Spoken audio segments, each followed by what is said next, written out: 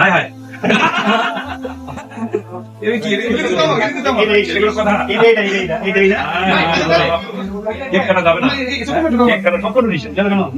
আসসালামু আলাইকুম সুপ্রিয় দর্শক, আজকের দিনটা একটি স্পেশাল দিন, যেটা কিনা আপনাদের সুপরিচিত মুখ জাহাঙ্গীর স্যার এবং অভিনেতা জাহাঙ্গীর স্যার, জাহাঙ্গীর ভাই, উনি ভৈরবের দিক দিয়ে যেতেছিল এক জায়গায়। তো ফোন দিয়ে আমাদেরকে আমরা কোথায় আছি, তখন আমরা বলি যে শুটিং এ আছি। তো শুটিং স্পটের থেকে আমরা আসি, এসে ফেসবুকে দেখি ভাইয়ের জন্মদিন। তো আমরা তাড়াতাড়ি করে একটি কেক আনি, কেক এনে বাইকে এটা সারপ্রাইজ দেওয়ার জন্য আমরা বসি।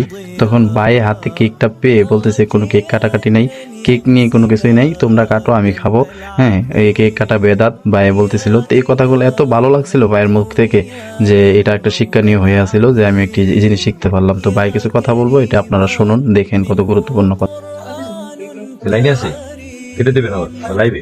না লাইভে নেই, সব আচ্ছা থ্যাংক ইউ।